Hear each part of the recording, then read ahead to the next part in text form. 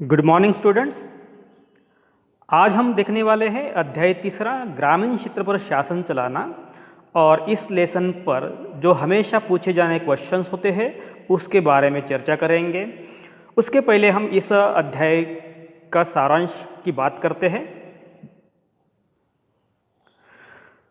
संक्षिप्त में हम इस अध्याय को इस तरह से पढ़ सकते हैं कि जैसे कि 12 अगस्त 1765 को मुगल बादशाह ने ईस्ट इंडिया कंपनी को बंगाल का दीवान के रूप में नियुक्त किया गया। और इस तरह से बंगाल दीवानी हाथ आ जाने से अंग्रेजों के लिए बहुत ही फायदेमंद रहा और अंग्रेजों के लिए एक निश्चय ही बड़ी घटना साबित हो गई। दूसरी बात है कि दीवान के तौर पर जब कंपनी अपने वाले भूभाग पर नियंत्रण करने लगी तो उनको आर्थिक मामले में ज़्यादा से ज़्यादा फायदे होने लगा, क्योंकि वो आर्थिक मामलों की एक मुख्य शासक बन गई थी। 1865 से पहले कंपनी ब्रिटेन से सोने और चांदी का आयात करती थी और इन चीज़ों के बदले सामान खरीदी करती थी। लेकिन अब जरूरी नहीं है, क्योंकि बंगाल में इकट्ठा होने वाले पैसे से ही निर्यात के लिए चीज़ों को खरीदा जा सकता था। तो इस तरह से ईस्ट इंडिया कंपनी को पैसों की कोई कमी नहीं होती थी। तीसरी बात है, बंगाल की अर्थव्यवस्था बाद में एक गहरे संकट में फंस गई है। कारगिल गांव छोड़कर भागने लगे थे, क्योंकि बहुत कम कीमत पर अपनी चीज़ें कंपनी को जबरन बेची जानी पड़ती थी।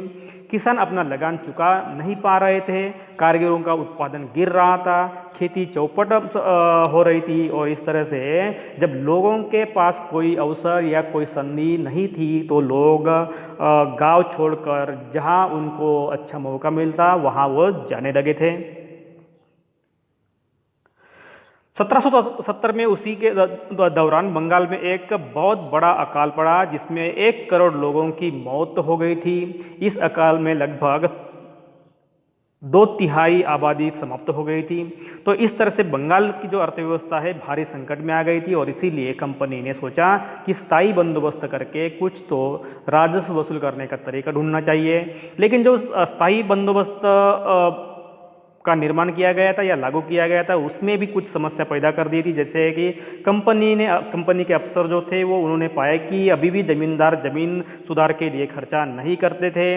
असल में कंपनी ने जो राजस्व तय किया था वह इतना ज़्यादा था कि उसको चुकाने में जमींदारों को भारी परेशानी हो रही थी।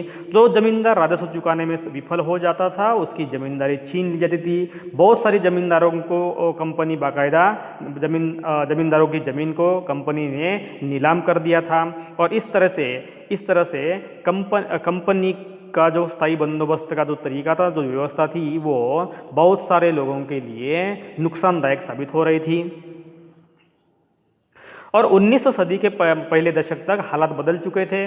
बाजार में कीमतें बढ़ रही थी, धीरे धीरे खेती का विकास होने लगा था। इससे जमींदारों की आमदनी में तो सुधार आ गया, लेकिन कंपनी को इससे कोई फायदा नहीं हो रहा था। और कंपनी का मकसद यही था कि उनको ज़्यादा से ज़्यादा राजस्व मिले, और हमेशा के लिए राजस्व तय कर चुकी थी। अब वह राजस्व में वृद्धि नहीं कर सकती थी, क्योंकि वो स्थायी बंदोबस्त थी। स्थायी बंदोबस्त में वो हर बार या हमेशा बदल नहीं कर सकते थे।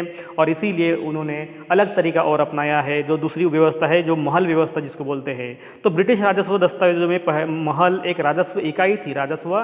महल मतलब एक गांव समझे, ठीक है। और यह गांव या गांव का एक समूह थी। किसानों को जो लगान चुकाना था वो बहुत ज़्यादा था और ज़मीन पर उसका अधिकार सुरक्षित नहीं था। और लगान चुकाने के लिए अक्सर महाजन से उनको कर्जा लेना पड़ता था। अगर वह लगान नहीं चुका पाता तो उसे पुश्तनी जमीन से बेदखल कर दिया जाता था। तो इस तरह से ये महलवारी पद्धति में भी कुछ समस्याएं थी। 19वीं सदी के शुरुआत में ही कंपनी के बहुत सारे अधिकारियों को इस बात का यकीन हो चुका था कि राजस्व बंदोबस्त में दोबारा बदलाव करना बहुत ही जरूरी है, क्योंकि राजस्व में अगर कोई बदलाव नहीं करेंगे तो उनको राजस्व ज़्यादा मात्रा में नहीं मिलेगा। और इसीलिए राजस्व इकट्ठा करने और उससे कंपनी को अदा करने का जिम्मा जमींदार की बजाय गाँव के मुखिया को दिया गया। और इस व्यवस्था को नाम दिया गया है महलवारी व्यवस्था। ब्रिटिश नियंत्रण वाले दक्षिण भारतीय इलाकों में भी स्थायी बंदोबस्त की जगह नई व्यवस्था अपनाने का प्रयास किया जाने लगा। वहाँ जो नई व्यवस्था विकसित हुई उसे रैयतवार या रैयतवारी का नाम दिया गया। तो इस तरह से महलवारी पद्धति और रैयतवारी पद्धति का उगम हो गया है। और रैयतवारी पद्धति को ही मुंड्रो व्यवस्था भी कहा जाता है। इस तरीके से दो व्यवस्था, स्थायी बंदोबस्त व्यवस्था, महलवारी व्यवस्था और रैयतवारी व्यवस्था निर्माण की गई है ब्रिटिश लोगों ने अपना राजस्व वसूल करने के लिए। और राजस्व इकट्ठा करने और उसे कंपनी को अदा करने का जिम्मा जमींदार की बजाय गांव के मुखिया को दिया गया है। इसको हमने बोले थे कि माहलवारी बंदोबस्त। और इस तरह से कंपनी ने अपना राजस्व बढ़ाने की कोशिश की है। यहाँ एक स्वाध्याय भी दिया गया है कि जैसे कि रैयत कौन थे, महल, नीज और रैती, तो इसके भी आपको आंसर लिखना है। जैसे कि महल है, यह महल का आंसर बता सकते हैं कि रैयत है वो किसान के तौर पर जाने जाते हैं। महल वो ग्राम का एक समूह होता है। नीच खेती का मतलब बागान मालिकों की अपनी ज़मीन पर खेती होती है। और रैती मतलब रैतों की ज़मीन पर खेती। इस तरीके से ये उसके सवाल हो सकते हैं। और दूसरा प्रश्न है रिक्त स्थानों की भरना है आपको, और उसमें क ख ग घ ऐसे प्रश्न दिए गए। जैसे यूरोप में वुड उत्पादों को रिक्त स्थान से अपनी आमदनी में गिरावट का खतरा दिखाई देता था, तो इसमें नील से हो सकता है उसका आंसर। 18वीं सदी के आखिर में ब्रिटेन में नील की मांग बढ़ती गई थी। किसके कारण बढ़ती गई थी? तो वो औद्योगिकरण के कारण वो बढ़ती गई थी। तो इस तरह से आपके आंसर भी यहाँ आ सकते हैं। जैसे कि यहाँ ग दिया गया है कि कृत्रिम रंग की खोज से नील की अंतर्राष्ट्रीय मांग पर बुरा असर पड़ा था। चंपारण आंदोलन जो नील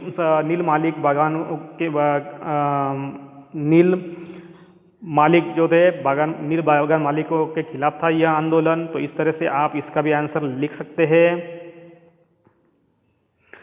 तीसरा प्रश्न है स्थायी बंदोबस्त के मुख्य पहलुओं का वर्णन करना है अपने को। तो इस तरह से हम लिख सकते हैं कि जैसे कि स्थायी बंदोबस्त के पहलुओं का पहला है कि राजा और तल्लुकदारों को जमींदारों के रूप में मान्यता दी गई थी। पहला ये एक वर्णन है।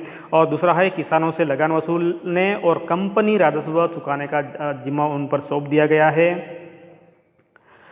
तीसरी बात कर सकते हैं हम कि उनकी ओर से चुकाई जाने वाली राशि स्थायी रूप से तय कर दी गई थी, उसमें कोई बदलाव नहीं हो सकता था। चौथी बात है जमीन में निवेश करना और खेती के लिए अंग्रेजों ने कानून बनाया। इस तरीके से ये स्थायी बंदोबस्त के मुख्य पहलुओं का हम 4 मुद्दों में लिख सकते हैं। अगला प्रश्न है महलवारी व्यवस्था स्थायी बंदोबस्त के मुकाबले कैसे अलग थी? तो इसमें को थोड़ा कंपैरिजन या तुलना करनी है। जैसे कि राजस्व इकट्ठा करने और उसे कंपनी को अदा करने का जिम्मा जमींदार की बजाय गांव के मुखिया को दे दिया गया। तो ये इसका फर्क है और इसको नाम दिया गया था महलवारी बंदोबस्त। पांचवा है राजस्व निर्धारण की नई मुंडो व्यवस्था के कारण पैदा हुए 2 समस्या कौन सी थी? तो देखिए क्योंकि जो भी व्यवस्था उन्होंने निर्माण की थी या लागू की गई थी उसमें कुछ ना कुछ समस्या थी। तो इसमें भी मुंडो व्यवस्था में भी ऐसी समस्याएं थी। जैसे कि एक रैयतों से आशा की गई थी कि वे भूमि सुधार का प्रयास करेंगे, किंतु उन्होंने ऐसा कुछ नहीं किया। राजस्व अधिकारियों ने भू राजस्व की दर काफ़ी ऊंची रखी थी। रैयत इतना अधिक भू राजस्व देने की स्थिति में नहीं थे। तो इस तरीके से राजस्व निर्धारण की ये मुंडो व्यवस्था भी दोषों से मुक्त नहीं थी। अगला प्रश्न है रैयत नील की खेती से क्यों कतरा रहे थे? तो उसके कारण हम बता सकते हैं कि उनको नील की खेती के लिए अग्रिम कर्जा दिया जाता था।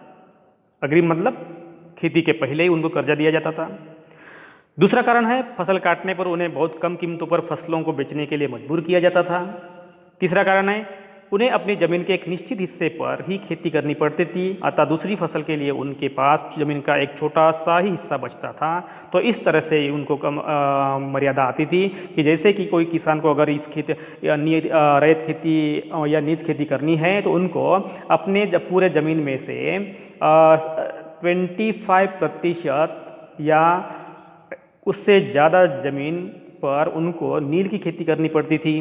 नील की खेती के लिए अतिरिक्त समय और मेहनत की भी आवश्यकता होती थी और इसीलिए नील खेती करने के लिए रैयत लोग या किसान लोग कतराते थे। और भी अन्य कारण हम बता सकते हैं कि जो नील के जो पौधे होते थे उनकी जड़ें बहुत ही गहरी होती थी। गहरी होने के कारण ज़मीन की सुपीकता पूरी सोच लेती थी, जिससे ज़मीन की सुपीकता कम हो जाती थी या वो बंजर बन जाती थी और इसीलिए अगले साल वो वहाँ कोई भी किसी भी प्रकार की फसल नहीं ले सकते थे। इस प्रकार की अवस्था निर्माण हो जाती थी जिससे किसानों का भारी नुकसान हो सकता था और इसीलिए रैयत नील की खेती करने से हिचकिचाते थे। अगला प्रश्न है कि किन परिस्थिति में बंगाल में नील का उत्पादन धराशायी हो गया? तो देखिए इसमें 3 कारण बताया गया है कि जैसे कि बंगाल में नील उत्पादन किसानों को कर्ज दिया गया था और रैयतों की उनकी फसल की जो कीमत मिलती थी वो बहुत ही कम थी और नील की फसल जमीन की उर्वरता को कम कर देती थी और इसीलिए बाद में किसान लोग नील की खेती करने के लिए कतराते थे, हिचकिचाते थे या वो नहीं करना चाहते थे और इसीलिए आगे जाकर नील का उत्पादन यहाँ बंद हो गया या कम हो गया। अगला प्रश्न है, मुगल बादशाह ने ईस्ट इंडिया कंपनी को बंगाल का दीवान कब तैनात किया है? तो आपको मालूम है कि 12 अगस्त 1765 को मुगल बादशाह ने ईस्ट इंडिया कंपनी को बंगाल का दीवान तैनात किया था। बाद में नील का पौधा मुख्य रूप से कहाँ पाया जाता था? तो नील का पौधा है जनरली उष्णकटिबंधीय इलाके में पाया जाता था। किस अंग्रेज ने एक महालवारी व्यवस्था तैयार की, उसे कब लागू किया? तो होल्ट मैकेंजी नामक अंग्रेज ने महालवारी व्यवस्था को तैयार किया है और बाद में उसको 1822 में लागू किया गया है। नील की खेती कितने प्रकार की होती है? तो ये आपको मालूम है, जैसे कि नील की खेती 2 प्रकार की होती थी, नीज खेती और रैयती खेती। तो नीज और रैयती खेती में क्या फर्क होता है ये भी आपको बता चुके हैं। अगला प्रश्न है कि स्थायी बंदोबस्त की स्थापना किसने कब और कहाँ की? तो इसको हम बता सकते हैं कि जो परमानेंट सेटलमेंट जिसको बोलते हैं या कायम धारा पद्धति बोलते हैं, जिसको कॉर्नवालिस ने 1793 में बंगाल में लागू की गई थी। मद्रास का गवर्नर कौन था उस वक्त? तो टॉमस मनरो था। दुनिया का नील उत्पादन कब आधा रह गया? जब 1783 से 1789 के बीच दुनिया का नील उत्पादन आधा रह गया था। अगला क्वेश्चन है, 1865 में पहले कंपनी ब्रिटेन से किस वस्तु का आयात करते थे? तो ब्रिटेन, हमने इसके पहले एक प्रश्न में बात कर चुके थे कि कंपनी ब्रिटेन से सोना और चांदी लाते थे और यहाँ निर्यात करने के लिए वस्तु भारत से खरीदी करते थे। अगला प्रश्न, ब्रिटेन द्वारा आयात कब किया गया? तो 1788 में ब्रिटेन द्वारा किया गया है। रीड और मुनरो जैसी जातियों की क्या तर्क था? तो रीड और मुनरो का तर्क था कि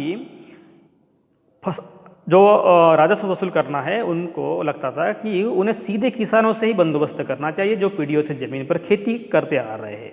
राजस्व अनुकूलन से पहले उनकी जमीनों को सावधानी पूर्वक और अलग अलग सर्वेक्षण होना चाहिए और उसी के आधार पर उनके ऊपर या उनका राजस्व का दर निश्चित होना चाहिए। तो इस तरह से रीड और मुनरो का तर्क था। यह क्वेश्चन है कि किन्हीं 6 राज्यों में उगाए जाने वाले फसलों के नाम लिखे। जैसे कि हम बता सकते हैं कि यहाँ बंगाल में पटसन, असम में चाय, उत्तर प्रदेश में गन्ना, पंजाब में गेहूं और कपास, महाराष्ट्र में कपास, मद्रास में चावल। ये आज भी ये राज्य आज भी इस उत्पादन के लिए प्रसिद्ध है। तो हम इसको बता सकते हैं कि ये राज्य इस उत्पादन या इस फसल के लिए प्रसिद्ध है। अगला प्रश्न है, स्थानीय बंदोबस्त या बंदोबस्त किसे कहते हैं या स्थायी बंदोबस्त किसे कहते हैं? कि जैसे कि जमीन में निवेश करना और खेती के लिए अंग्रेजों ने जो कानून बने, इस बंदोबस्त की शर्तों के हिसाब से राजाओं और तालुकदारों को जमींदार के रूप में मान्यता दी गई थी। उन्हें किसानों से लगान वसूल करने और कंपनी को राजस्व चुकाने का जिम्मा सौंपा गया था। उनकी ओर से चुकाई जाने वाली जो राशि थी वो स्थायी रूप से तय कर दी गई थी और इसीलिए इसको स्थायी बंदोबस्त कहा जाता है। स्थानीय नहीं है, स्थायी चाहिए, ठीक है, ओके।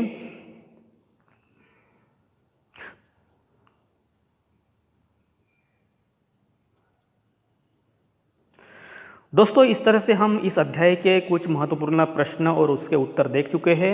आशा करता हूँ आपको समझ में आ गया है।